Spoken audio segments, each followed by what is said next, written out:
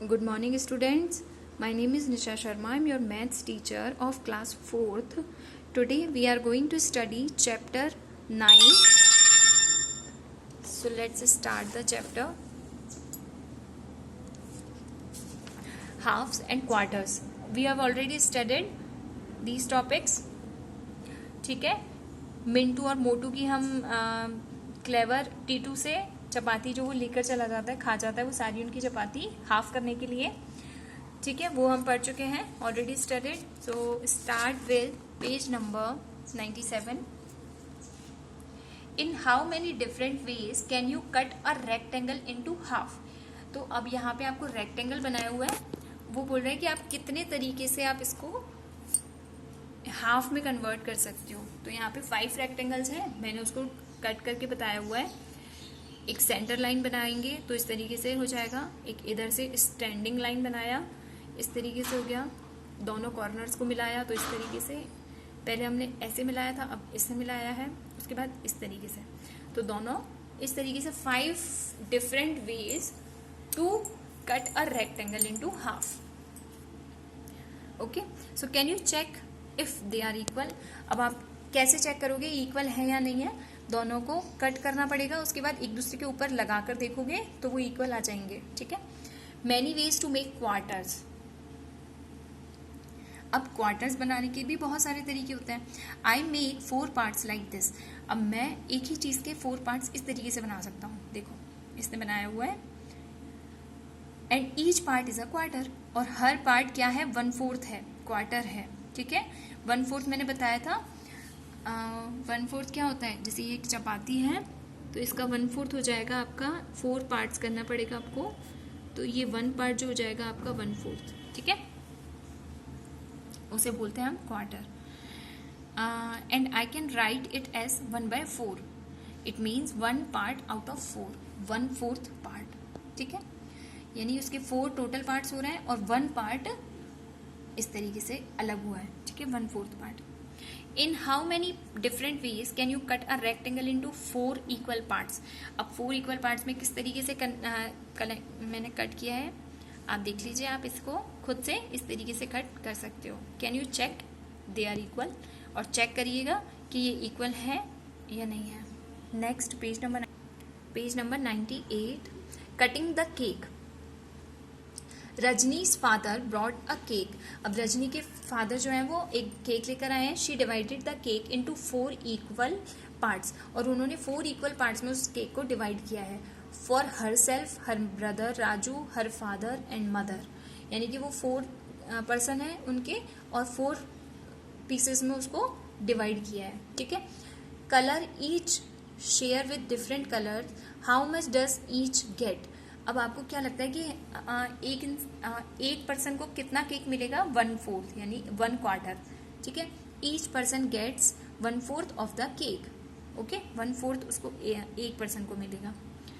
Mother gave her share of cake to Rajni.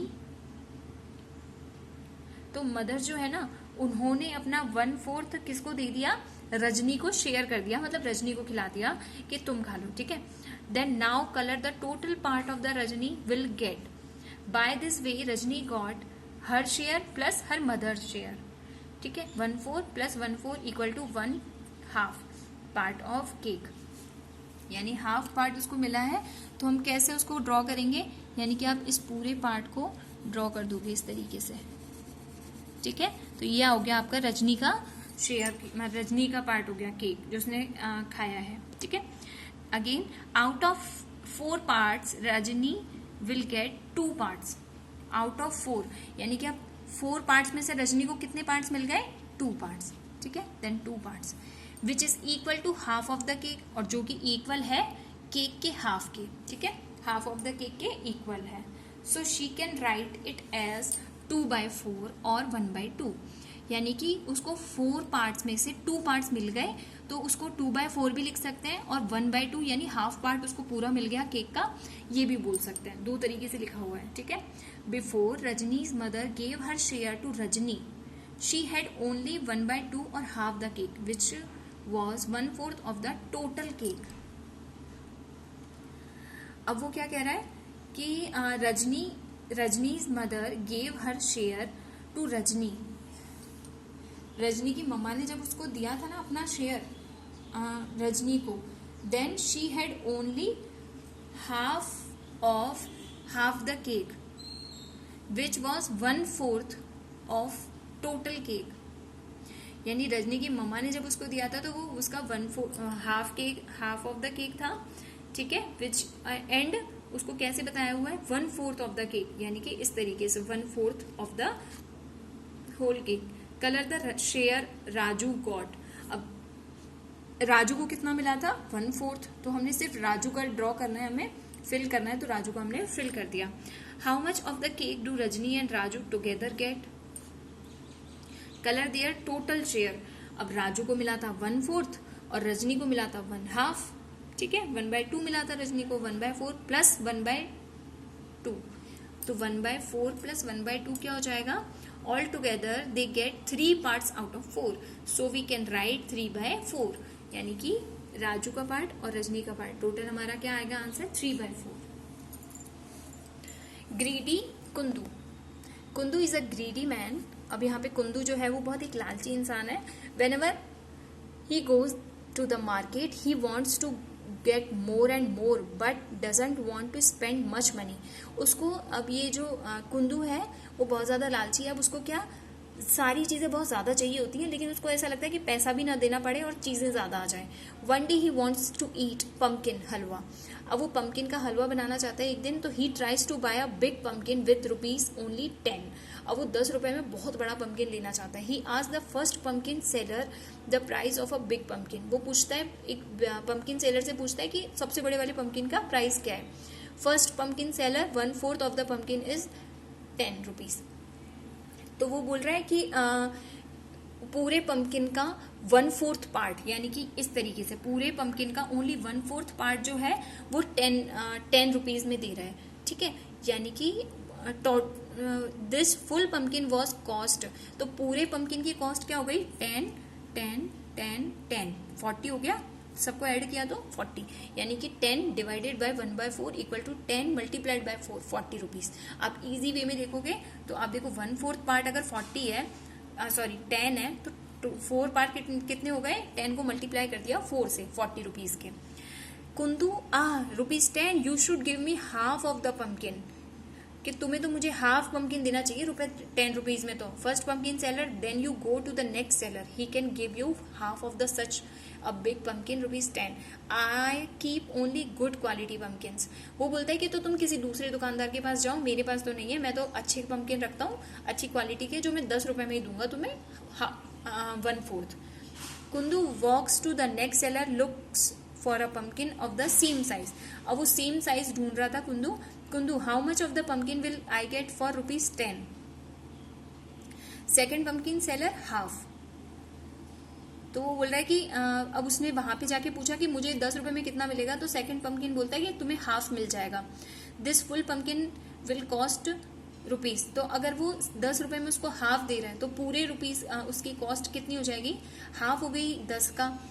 तो अगर ये हाफ पार्ट 10 का है तो ये बाकी का हाफ भी 10 का ही होगा, तो 20 हो गया टोटल, ठीक है। तो उसका कॉस्ट हो गई हमारी 10 + 10 = 20 रुपीज, ठीक है। Then cost of half pumpkin is 10 rupees, तो cost of full pumpkin is 10 + 10 20 rupees. उसके बाद Kundu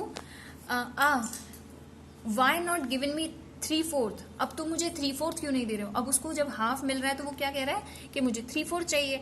second pumpkin seller run away, चले जाओ यहाँ से, गो get your pumpkin from the that man, कि अपना पम्पकिन किसी और से लेना, इस तरीके से उसको भगा दिया उसने, ठीक है। He sells such bad vegetables that he will even give you a full pumpkin of this size ₹10, कि तुम उसके पास जाओ जो बहुत गंदी सब्जियां बेचता है, जो तुम्हें 10 रुपए में एक बड़ा पम्पकिन दे देगा, ठीक है। The greedy Kundu walks to the next pumpkin seller, he looks at the pumpkin of the same size and ask him, will you give me this big one ₹10।